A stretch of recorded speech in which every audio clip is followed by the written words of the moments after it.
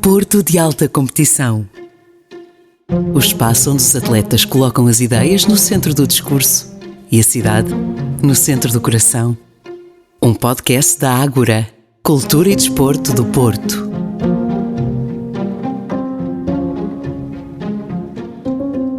Todos os dias acordamos a achar que o nosso dia será apenas mais um dia. Terá momentos especiais, inesquecíveis e irrepetíveis. Serão dias com os condimentos habituais feitos de rotinas, de horas certas, de relógios alinhados e de horários a cumprir. Mas no dia em que a realidade se transforma, que não é igual àquela com que nos deitamos, como é que nós reagimos? Baixamos os braços e desistimos? Ou olhamos para essa mudança e encontramos nela a força necessária para construir uma nova narrativa? Carla Oliveira é atleta de bóssia, um desporto que não escolheu, foi o desporto que a escolheu. A doença degenerativa que tem, não a limita, faz com que tenha mais força e contorna os obstáculos de um dia-a-dia ainda mais difícil. Da sua fraqueza fez força, da mudança construiu prémios e hoje é um dos nomes mais importantes da modalidade, contra tudo e contra todos. Agradece que o bóssia a tenha escolhido, é que o desporto nem sabe o quanto ela lhe agradece.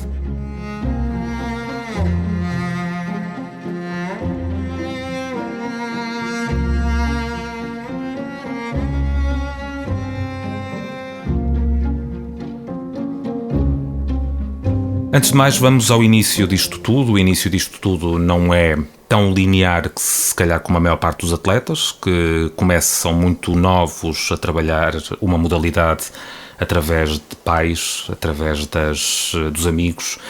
Aqui no caso estamos a falar do bóssia, estamos a falar de uma modalidade de desporto adaptado e estamos a falar de uma modalidade que apareceu na tua vida também associada a não lhe chamaria desaire, mas uma pequena questão. Nós temos sempre algum medo de falar das coisas diretamente, não é? Mas tem a ver com o facto de seres uma pessoa que anda de cadeira de rodas. Portanto, a forma como chegaste ao bóssia não foi assim tão linear e tão, se calhar, prematura como noutros atletas. Antes de mais, agradecer o convite por estar cá. É muito bom para mim ter esta oportunidade. De facto, o bóssia é isso, tem muito a ver com as circunstâncias da vida e aconteceu-me uma doença a nível muscular, foi diagnosticada quando eu tinha 10 anos e pronto, o bóssia surge quando eu já tinha 20. É uma modalidade que permite entrar mais tarde, ou seja, o fator idade não interfere tanto assim nesta modalidade, na prática desta modalidade e portanto é ótimo nesse sentido, nunca é tarde para iniciar o desporto. É uma modalidade específica para pessoas com deficiência, com alguma deficiência até profunda, portanto permite a prática de pessoas que têm limitações físicas bastante graves. E é uma modalidade que surge de raiz para dar resposta a pessoas com deficiência precisamente. Estamos a falar de duas a nível mundial, que é o bóssia e o goalball, que são modalidades que surgem especificamente neste sentido, ou seja, não é uma modalidade que foi adaptada para pessoas com deficiência, não, é uma modalidade que surge para dar resposta às pessoas com deficiência poderem praticar desporto. E, portanto, é fantástico nesse sentido. Mas tu aos 10 dizias que tiveste esta doença que te deixou alguma incapacidade, mas só aos 20 é que o bóssia surgiu. Houve aqui este interregno de 10 anos que serviu também para te adaptares, porque eu acredito que este processo seja de uma adaptação lenta e às vezes demora um bocadinho em termos até mais de psicológicos, não é? Até porque estamos a falar de uma doença degenerativa, portanto não foi de um dia para o outro, foi uma coisa que foi progredindo ao longo do tempo. E o diagnóstico surge aos 10 anos, mas a partir dos 8 eu já estava com alguns sintomas e, portanto, foi progredindo ao ponto de ter que estar numa cadeira de rodas e mais tarde, de alguma forma, fazia sentido integrar o desporto, porque eu não tinha, e digo isto, não tinha muita cultura desportiva, não tinha ninguém de referência na minha família que fizesse desporto. Eu nunca tive, inclusive, nas aulas de educação física, nenhum professor que me falasse de desporto adaptado, portanto, nunca tive no meu meio alguém que me incentivasse nesse sentido. Portanto, sempre fui colocada à parte nas aulas de educação física, portanto, para mim o desporto até associava a algo mau, algo que me discriminava de alguma forma e por isso não queria essa ligação. Eu experimentei o bóssia com 14 anos e claramente percebi que não queria nada com a modalidade. Era algo muito parado, muito calmo e não queria esse compromisso e não me via a praticar desporto. Mas a pessoa que me convidou viu algum potencial e foi insistindo ao longo dos anos e pronto, desde os 14 até aos 20 conseguiu demover-me e então de alguma forma experimentar a modalidade e dar uma chance de alguma forma a ela entrar na minha vida. Eu achava que o boxe ia durar 2-3 anos, pronto, eu achava que seria uma coisa de pouca dura, mas a verdade é que a partir do momento em que comecei a competir, a partir do momento em que fui crescendo na modalidade, eu fui-me apaixonando por ela e pronto, já estou há mais de 14 anos no boxe, portanto já é uma coisa que dura algum tempo e foi um crescimento muito interessante porque eu não estava à espera de nada daquilo que o boxe me deu. Ou seja, eu não entrei para a modalidade a pensar um dia quero ir aos Jogos Paralímpicos, um dia quero ser atleta de alto rendimento. Eu nunca imaginei isso porque eu nunca pensei que ia durar na modalidade. E portanto o facto de ter conseguido conquistar tanta coisa de uma forma sem qualquer tipo de interesse, de alguma forma, foi ainda mais encantador em todo este processo. Daqui a pouco já vamos perceber o que é que o boxe tem tão encantador, vamos andar a descobrir esse encanto, mas tu falavas aí atrás de uma coisa que para nós que não temos essas limitações é perturbador quando alguém é colocado de lado na escolaridade básica só porque é diferente e não tem essas possibilidades. Nas aulas de educação física eras mera espectadora, então? Sim, chegou a uma altura em que eu não conseguia, de alguma forma, os professores não conseguiam adaptar a modalidade que estavam a dar na aula para eu fazer, então chegava a um ponto que eu ficava literalmente sentada no banco a ver os meus colegas a fazer aula de educação física. O que é que se sente nessa altura? Muita revolta, sim, muita revolta, muita injustiça. Eu cheguei a um ponto que até pedi ao professor para ficar na sala de aula sozinha porque preferia do que estar a vê-los numa atividade que eu não conseguiria acompanhar. Ou seja, isto só vem diferenciar ainda mais e discriminar ainda mais aquilo que é as diferenças entre as pessoas ditas normais e as pessoas com deficiência, porque não era difícil num determinado momento o professor ter até, por exemplo, colocado toda a gente a fazer bóssia, toda a gente a praticar bóssia numa aula de educação física, mas isto nunca surgiu.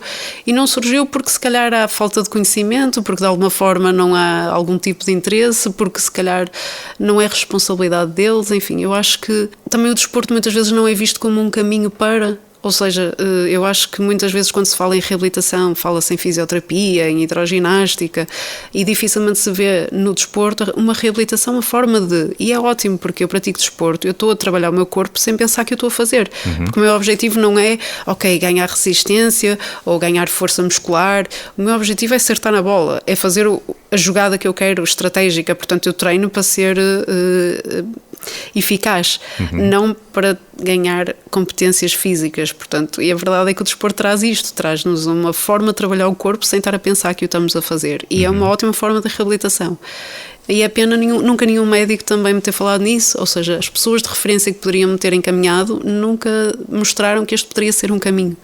Quando aos 14 anos te apresentam o bóssia e te levam a experimentar, o facto de teres resistido e até negado foi também esse fruto dessa revolta? Sim, certamente, claro. Porque era um desporto que estava limitado a um tipo de pessoa, um tipo de atleta? Não sei. Ou porque não era aquilo que se calhar tu gostavas? Sim, eventualmente não era tanto naquele sentido. Eu também não percebia muito de bóssia, não é? Experimentei a primeira vez no Estádio das Antas, ainda na altura, e de facto não consegui criar aquela ligação, porque foi uma experiência que, pronto, eu não dei tempo de gostar também, não é? Mas talvez por esta questão desta associação ao desporto, à exclusão, de associar que, aquilo é só para pessoas com deficiência, então eu não vou poder praticar aquilo nas aulas, ou seja, não me vou sentir tão normal assim, porque era uma modalidade ainda, enfim, éramos os melhores no mundo na altura, é verdade. Entretanto, as coisas mudaram um bocadinho internacionalmente, porque nós começamos a dar formação aos outros países e eles começaram a investir e nós paramos no tempo, e isso fez toda a diferença a nível mundial, mas de alguma forma não havia conhecimento, acho que ainda havia muita... Eu não sei muito bem como é que é de dizer isto, mas acho que ainda há muito aquela ideia de que o desporto adaptado muitas vezes é uma coisa para passar o tempo, é uma coisa para entreter as pessoas com deficiência, que é algo mais recreativo, e está tudo bem se for, porque nem todos os atletas têm que ser atletas de alto rendimento. Claro. Mas ainda existe muito esta sombra na sociedade de que o desporto adaptado é para entreter, e aliás eu sou muitas vezes abordada nesse sentido, que dizem que é ótimo fazer desporto porque estou entretida e até viajo. As pessoas não têm ideia o que é viajar o mundo com a bóssia, não têm ideia o que é uma viagem de avião para alguém que está numa cadeira de rodas, não têm ideia do facto de nós viajarmos o mundo, não conhecemos absolutamente nada a não ser os aeroportos e os pavilhões, porque claro. É isso que nós conhecemos. Eu até dou muitas vezes o exemplo, nós tivemos uma competição em Sardenha, que é umas ilhas mais incríveis, portanto com um mar incrível, e eu não vi a cor do mar. e eu estive lá 8 dias ou 9 dias, já não me recordo, numa competição e nem sequer via a cor do mar. Portanto, esta ideia de que nós viajamos o mundo e conhecemos muito é errada. E não estamos para nos entreter, não é? Tendo em conta as horas que treinamos e tudo o que temos que abdicar, não é entretenimento. Não é no meu caso, não é? Claro que há pessoas que praticam bóssia para se entreterem, para se ocuparem, e tudo bem, é lícito fazerem, mas lá está, tem que haver um entendimento maior do que é esta modalidade e de como é que estamos envolvidos com ela, não é? Então, dos 14 aos 20 houve esta quase resistência do teu lado, mas a insistência de alguém para te mostrar as mais-valias, e tu foste descobrindo essas mais-valias. Não, eu fui tentando arranjar desculpas para não descobrir. Durante dos 14 aos 20 eu tive sempre a arranjar desculpas, porque ou fui para a faculdade ou depois ia fazer o estágio, depois, é verdade, comecei a sair com as minhas amigas, então não queria esse compromisso.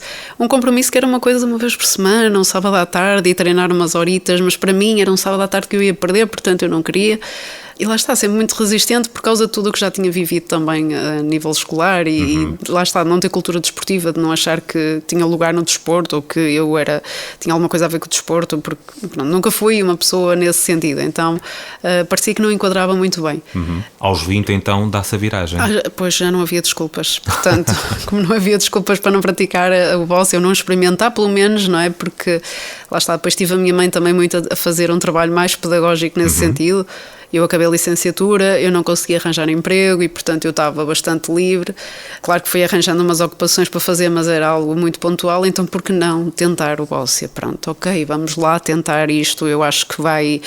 Ou seja, eu não tinha expectativa nenhuma e acho que foi isso que me surpreendeu mais na modalidade, porque... Lá está, foi a partir do momento em que eu competi passado 2 meses de estar a treinar. Eu recordo-me perfeitamente, o meu primeiro objetivo era perder por menos 10, portanto eu tinha perfeita consciência do nível que existia a nível regional e nacional.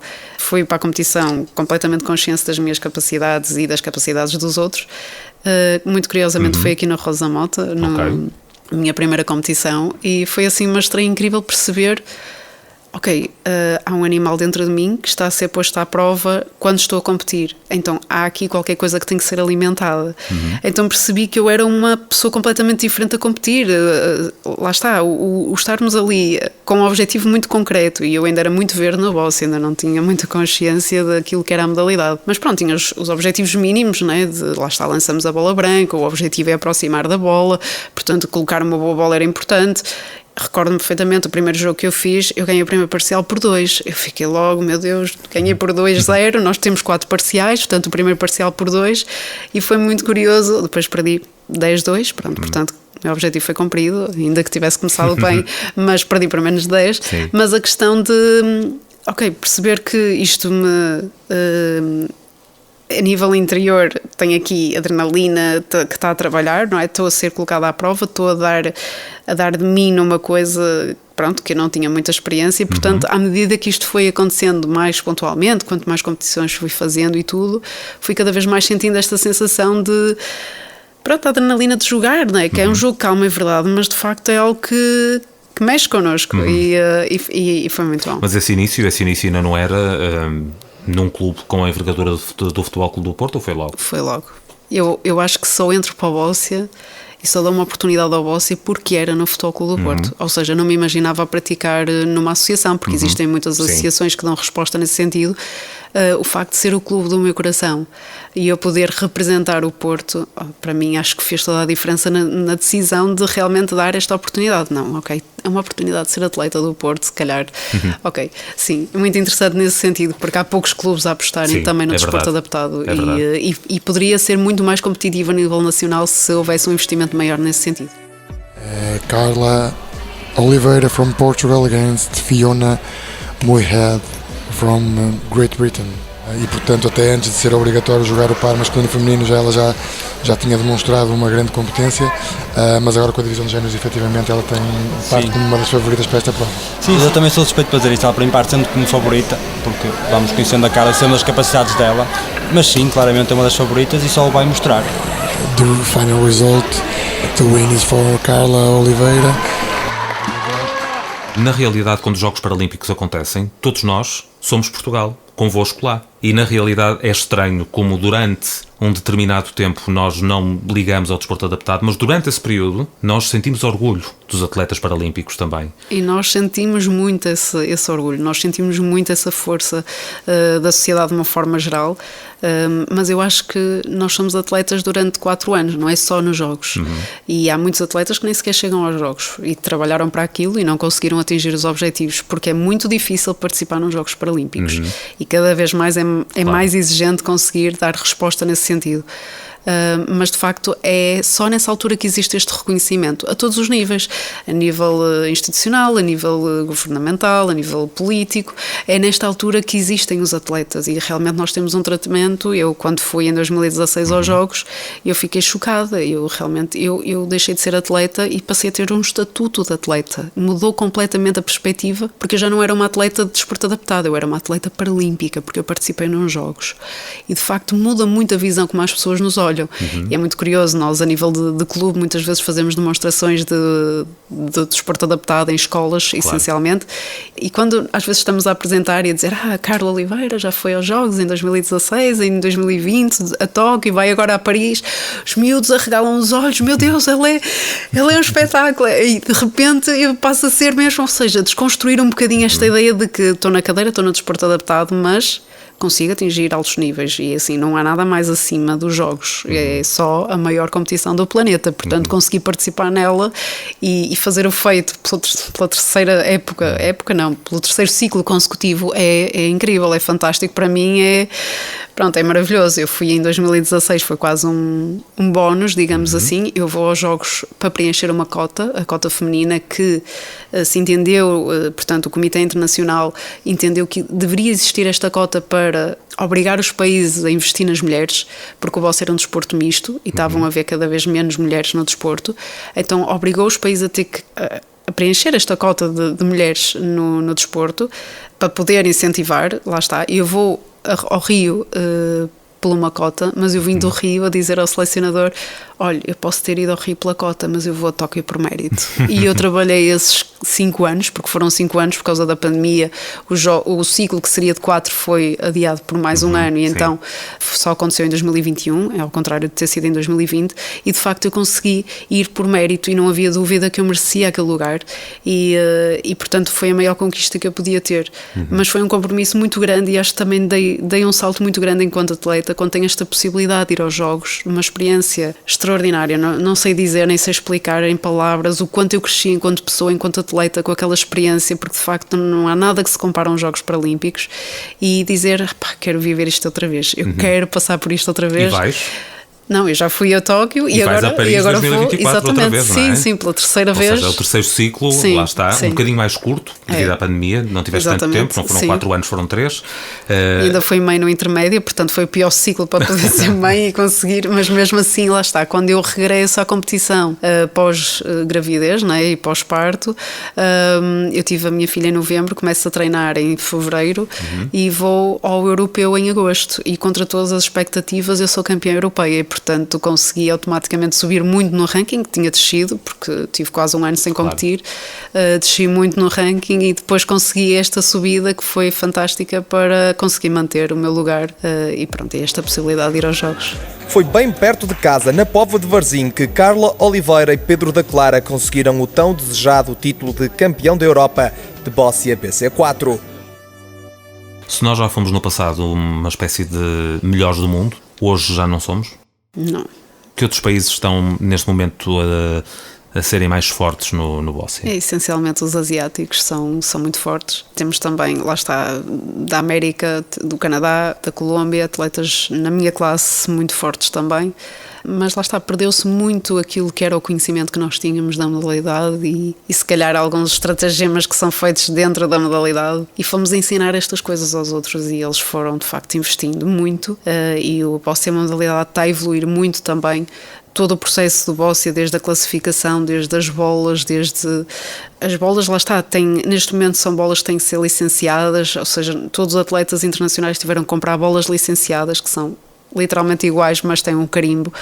Ainda acho que há muito a melhorar na modalidade, mas sim, cada vez mais estamos num rumo de profissionalizar e conseguir aqui uma exigência muito grande. Cada vez é mais difícil também dar resposta àquilo que é o nível internacional. O Porto, neste momento, reúne condições para incentivar mais pessoas à prática de bóssia. O Futebol Clube do Porto já falamos que sim, mas outras estruturas, associações, clubes, achas Sim. que é um bom sítio? Eu acho que nós, a nível de Porto, sociedade, estamos muito bem preparados. Aliás, eu diria que a nível de bóssia, a nível do Norte, estamos muito mais fortes do que o trabalho que é feito a nível do Sul, incluindo a capital. Eu acho que é muito triste porque lá está, nós temos ditos grandes clubes lá em baixo, mas que não investem nesta área e isso é uma pena, porque poderia criar aqui uma competitividade saudável e um desportivismo ainda maior na modalidade, porque as rivalidades também são boas, não é? E isso podia ser, e podia despoltar ainda mais o melhorar e o trabalhar para melhorar. Mas eu acho que a nível de Norte nós estamos muito bem servidos de associações e de clubes que trabalham muito bem também nesta área do bóssia, porque quando falo de desporto adaptado falo muito em concreto do bóssia, que é a minha realidade, aquilo que eu conheço, e acho que de facto trabalhamos muito bem nesse sentido e estamos no bom caminho. Para onde quer que vás, levas o Porto contigo, na tua cadeira também, até Sim. porque o Porto é um dos patrocinadores, Certo. teus patrocinadores, e viaja sempre contigo. O que é o Porto para ti, excetuando o bóssia e a cidade onde tu praticas e vives? O que é que esta cidade representa para ti quando tu estás fora, porque estás muitas vezes fora e temporadas até bastante alargadas? É um regressar a casa, o Porto para ti representou neste processo todo? Eu acho que, sinceramente, se tivesse que resumir a uma palavra, eu acho que o Porto significa liberdade. Porque foi aqui no Porto, na cidade do Porto, que eu descobri que era muito mais autónoma que aquilo que eu imaginava. Ou seja, eu vinha de um meio mais pequenino, vinha de Lourosa, que pertence a Santa Maria da Feira, e eu não tinha liberdade arquitetónica para me deslocar autonomamente pela cidade. Não tinha capacidade de me deslocar de transportes públicos, porque não existiam transportes públicos adaptados, portanto, eu estava muito presa à minha mãe, à disponibilidade dela para me deslocar para ali, para lá, para fazer isto ou aquilo. A partir do momento em que eu venho para o Porto, eu percebo que tenho uma liberdade que afinal o problema não está em mim, o problema está muito nas acessibilidades ou na falta delas, não é? Nas questões arquitetónicas, porque se as coisas estiverem adaptadas eu consigo fazer uma vida praticamente independente. E o Porto trouxe-me isso, trouxe-me essa liberdade de perceber que, ok, se calhar o problema não sou mesmo eu, se calhar a tónica não está certa, dizer que o problema são a falta de acessibilidades das pessoas com deficiência, está aí na falta de investimento dessa acessibilidade para todos, não é só para as pessoas com deficiência. E portanto eu já era apaixonada pelo Porto. A partir do momento em que eu venho e tenho esta experiência, esta percepção de que de facto eu consigo ter uma vida, consigo ir a um banco tratar dos meus assuntos, eu consigo ir a uma loja, eu consigo tratar disto ou daquilo de forma sem chatear ninguém, não é? E de forma autónoma, que é essa a palavra, e deslocar-me nas várias zonas da cidade, porque o metro é extremamente acessível e portanto permite-me circular de uma forma pronto, lá está, vou bater na mesma tecla, autónoma pela cidade.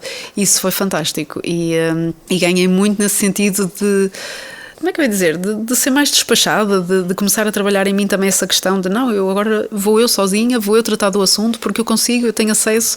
Claro que depois mesmo assim dou de caras muitas vezes com muitas barreiras arquitetónicas mesmo, inclusive recordo-me agora de ir à Segurança Social e ter muitos problemas para lá chegar, porque havia rebaixamentos de passeio de um lado, do outro já não havia um passeio que afunilava e ao final tinha um poste de eletricidade ao qual eu não passava, eu tive que fazer marcha atrás porque eu nem uma volta conseguia dar no passeio tão estreito que ele era, descer num rebaixamento de uma garagem e ir pela estrada porque não havia outro sítio que eu pudesse ir. Ou seja, é muito chato também essa questão de quando saímos de casa ter que ter a certeza se existe acessibilidade, se não existe, se eu vou conseguir sozinho ou não. Pronto, e muitas vezes recorro ao meu marido ou à minha mãe para me poder deslocar porque tenho este receio. Quando é um sítio que eu já conheço e sei que essa acessibilidade é garantida, ok, já vou super tranquilo. E se isto fosse algo que estivesse mais trabalhado na nossa sociedade, da prioridade que isto é, porque não só para mim, não só para as pessoas com deficiência, mas para todos aqueles que caminham na idade e que de algum momento, em alguma altura, podem passar por um processo de menos autonomia física e que podem estar dependentes de algum tipo de apoio à mobilidade.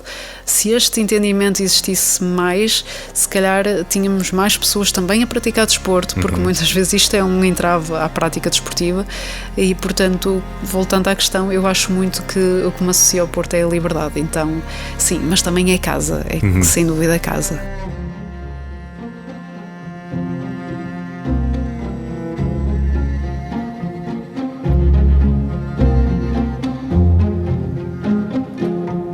Porto de Alta Competição, um podcast da Ágora, Cultura e Desporto do Porto.